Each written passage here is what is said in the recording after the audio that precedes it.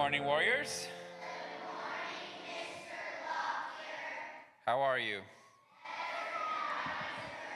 All right, please join me in the pledge to the Bible. I pledge allegiance to the Bible, God's holy word.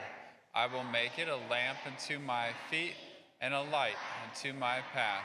I will hide its words in my heart that I might not sin against God. Join me in the pledge to the flag.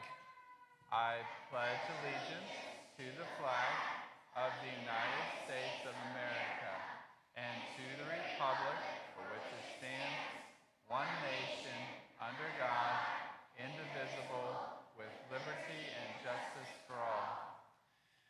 We have been talking about, this week is the virtue of hope. I know I talked about faith yesterday, but this week's been the virtue of hope.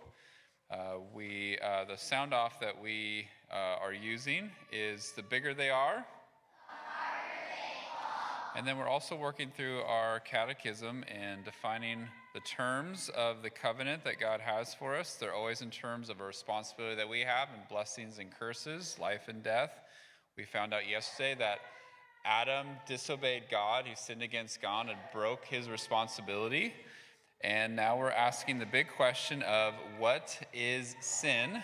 And as a reminder, sin is any lack of conformity to or transgression of the law of God. So repeat after me.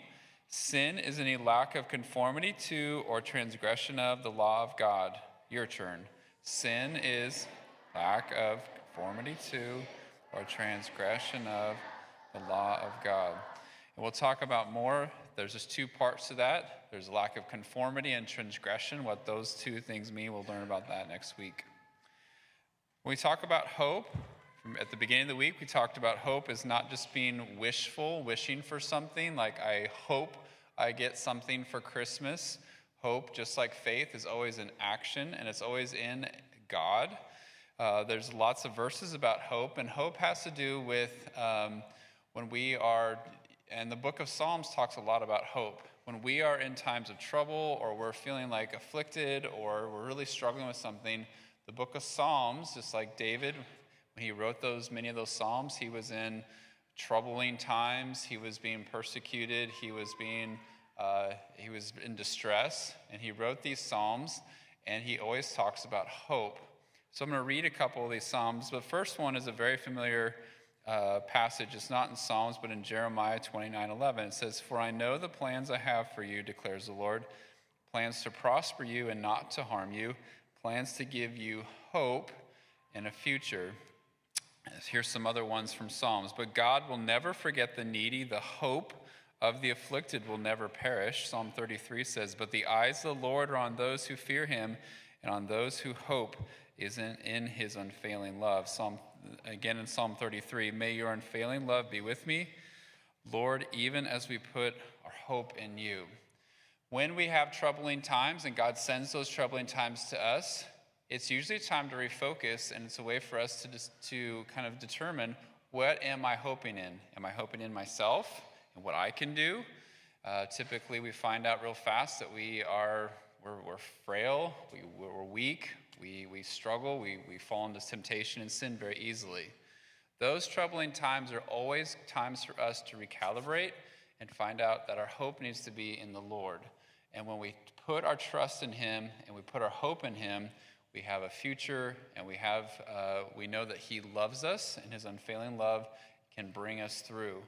So if you're having some tough times, schools may be hard, things at home are kind of tough and difficult, it's a good way for you to kind of step back and think, my hope needs to be in the Lord. I can trust him. He loves me. He will take care of me. And if I do those things, if I obey him and honor others, and I put my trust in him and my hope in him, he will not fail me, because he is a promise-keeping God. Our hymn this month is a reminder of that. If we are in times of trouble, this is a great hymn to sing to yourself, and the hymn is "Great is Thy Faithfulness."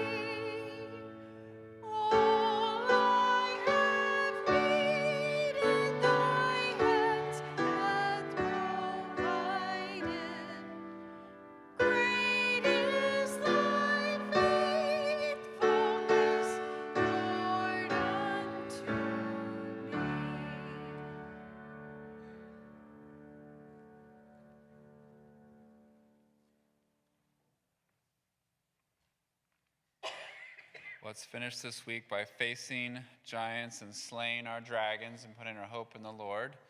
It's Friday, so we're going to finish. The Lord be with you.